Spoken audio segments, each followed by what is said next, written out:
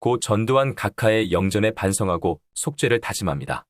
어느 정도 예상은 하였지만 서거하셨다는 소식에 진정 안타까움을 사기기가 참으로 힘듭니다. 얼마 전에 애국자 한 분이 밤의 꿈에서 하늘에 커다랗게 전두환 이름 석자가 너무도 선명하게 보였다고 하면서 생전에 편지라도 쓰자고 하였습니다. 전두환 대통령에게 위로 편지 쓰자는 운동도 제안할 겸하여 서둘러서 쓴 편지를 인터넷으로 발송하고 나서 보니 오탈자도 많아서 엄청 송구하였습니다. 다시 2차 편지를 쓴다고 생각하던 차에 서거하시었다는 소식에 진정 마음이 아픕니다.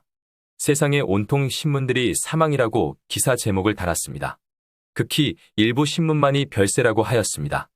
심지어 후원금도 내면서 자유 언론이 되라고 한 펜앤마이크마저 사망이라고 한 걸 보고 이 나라는 막장을 넘어 종말로 가는 것을 느끼게 됩니다.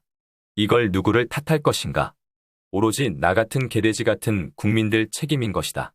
박정희마저도 미워하면서 민주화 운동이랍시고 김영삼을 좋아했던 나 같은 어리석은 자들 때문이다. 탄핵 시기를 맞아서야 이게 왜 이러지 하면서 생각도 하고 공부를 하고서야 깨달은 것이다.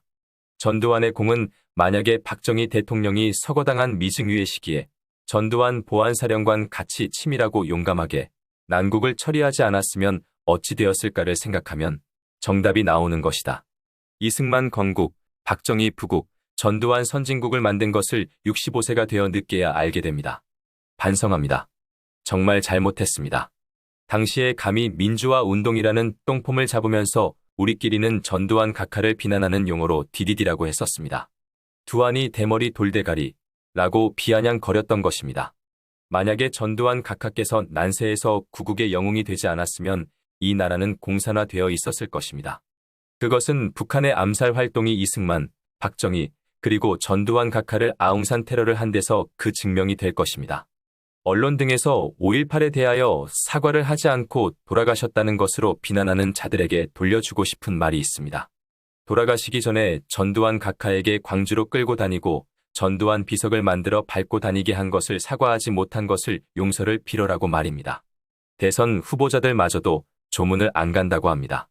소위 보수측 후보자인 윤석열마저도 가야 하지 않겠냐 선문답하다가 안 간다고 한 것을 보고 역시 대선 후보감이 될 수 없다고 주장하는 나의 판단대로 비겁한 짓거리를 할 뿐입니다. 김영삼 이후 좌파든 우파든지 간의 대통령을 한 자들은 전두환과 비교한다면 천양지차일 뿐입니다. 자유를 만들어준 이승만, 부국경제 기반을 만들어준 박정희에 이어 건국과 부국의 씨앗으로 선진국 열매를 맺은 것은 전두환 대통령 각하이십니다. 멋진 사나이였습니다. 맹자의 호연지기의 표본이었습니다. 구질하게 변명하지도 않았습니다. 비굴하지 않았습니다. 동지들을 아꼈습니다. 책임을 지고 백담사도 가고 감방도 가고 그래 능멸과 수모도 감내하셨습니다. 잘못에 대한 속죄 충분히 하시느라 90세까지 사시고 명대로 가신다면서 치료도 사양하고 마지막 길도 전두환답게 가시었습니다. 구국영웅 전두환 각하에 대한 올바른 평가는 이제 역사에서 밝혀질 것입니다.